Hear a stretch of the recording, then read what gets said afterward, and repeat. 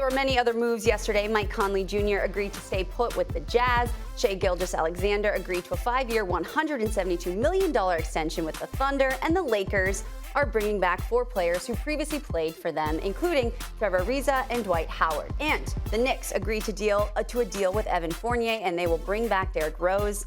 All right, guys, who had the best move of free agency? So, Marcus, I'm going to start with you.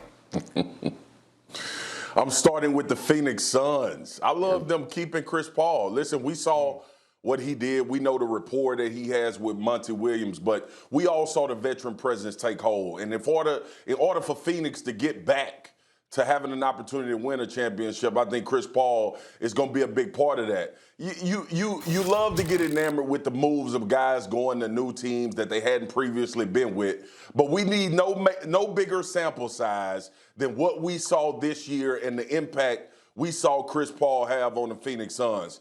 I didn't expect a 4-year, $120 million deal. It only reaffirms that I should have tried to go to the NBA. And even if I would have sucked and been on the bench, I would have made more money than I did playing in the NFL. But the bottom line is, man, veteran presence. Chris Paul showed that he still can go at a very high level. But I think more importantly, when you re-sign Chris Paul, you show your young stars, Devin Booker, DeAndre Ayton, you show these young guys that we are still in the mix to win a championship, and that veteran presence is going to pay dividends like it did this year. So I think that's the best signing this year. Who you got, Perk? You know what, Spears? It was a good signing, and I don't disagree with none of the points you made. But when we talk about the best free agent signing yesterday, I have to give it to Lonzo Ball, right? You look at a guy that was drafted number 2 overall to the Lakers, traded to the New Orleans Pelicans, was able to keep his value up, wasn't retained to the team he was traded to, kept his value up, and signed an $80 million deal with a player option on the back end. And when you look at Lonzo Ball, he has increased and improved his game, his outside shooting. This is a guy right now that needs the ball in his hands, is going to have the keys to the vehicle to drive in Chicago, playing alongside Zach LaVine and Vucevic, having that big man that could pick and pop, pick and roll to the basket. He's going to be throwing those backdoor lobs to Zach LaVine and getting out in transition. This is a guy that is capable of going out there and getting you 18, 10 dimes, and 8 rebounds a night. And look, Lonzo Ball, I know he had to play alongside Zion Williamson and Brandon Ingram, so we didn't get to see the Lonzo Ball that we wanted to see. Meaning, to me, he's superstar type material. He has that potential to be must-see TV. We're going to see that in Chicago. I thought Chicago won yesterday by signing this young superstar in the making. Yeah, I like that. They got a bit of a baby big 3 out there in Chicago, and Lonzo gets a chance to have the ball in his hands and kind of control the offense. They've been trying to find a point guard for a while, and it seems like they found one. But I can't say it's the best deal because this is going to get them in the playoffs, but I don't know how close it gets them to the top of the East. And I like what you said about Chris Paul, but, I mean, I got a little issue with that trade, or excuse me, with that signing also, but we can get back to that. We'll go to the most obvious answer. See, what happens is y'all come on TV and you want to seem smart. So you go off and you find some different answer. You go find the one that's not in front of you. Like, man, I'm going to get him with this one. I'm going to kill him when I say it's Lonzo Ball. Why can't we just go with Lowry? He was the highest rated free agent. He went to a team that was in the conference finals, or excuse me, in the finals a year ago. He went to a team that plays great defense. He's a great defender. He's a very good shooter. He's a guy who you can give the ball to in key possessions in the fourth quarter of playoff games and feel confident. Like, I don't understand why you guys are making this harder than it has to be. This team was good last year. They were even better the year before, and their shortcomings were at the point guard position.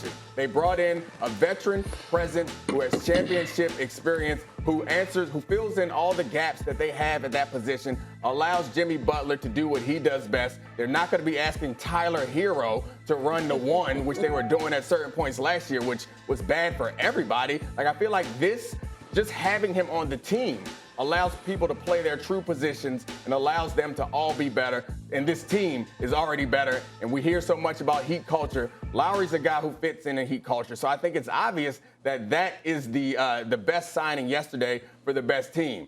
And Marcus, I love Chris Paul, and I love what they did there. They had to do it, frankly. But how good are the Suns really? Like, they might have been out in the first round if it weren't for an injury to AD. Like, I understand that they had to make this move. I'm not criticizing for that move, but I'm not sure that they're as close as we think they are, or as close as we all saw them. See, I knew. You knew that was coming? I knew. This is my daughter's cup right here, and it's got unicorns on it. Because I knew I was going to have to get into it with Big Perk and Dom this morning. How in the hell are both of y'all? Listen, I get it. I like the signings. Lonzo Ball won. The Bulls ain't about to do a damn thing. We all know that. And then when you talk about Kyle Lowry with the Miami Heat, yes, Kyle Lowry makes the Miami Heat better. We saw them in the finals 2 years ago. We just saw Phoenix in the finals. And listen, if you are going to have a chance in the West, you better have a veteran presence that can still play at a very high level. I understand all of the arguments that y'all just made, but you, Perk, talking about Lonzo and Vucevic and Zach LaVine, ain't nobody worried about that. And to your, like you with Kyle Lowry going to the Miami Heat, we all understand what that franchise is about. Yes, that's the conventional thought. Like, let's go with the guy that left Toronto and signed with a new team because that's the best signing. No, the hell it ain't. Chris Paul just went crazy in a playoff series. He's with Monty Williams. The Phoenix Suns are going to be better with their younger guys. This is the best signing. You know why? Because it keeps everything intact. These guys I expect to be better a year later. We just saw the Lakers get Westbrook. We don't know what's going to happen with Kawhi. We know that Steph and Golden State are trying to make a comeback with Klay coming back off of injury. If the Phoenix Suns doesn't have Chris Paul and they going into the season with Cam Payne, and this is no shade on Cam Payne, played great, was a tremendous player for them down the stretch. But would we even talk about Phoenix with the possibility of coming out of the West if they didn't reach Chris Paul?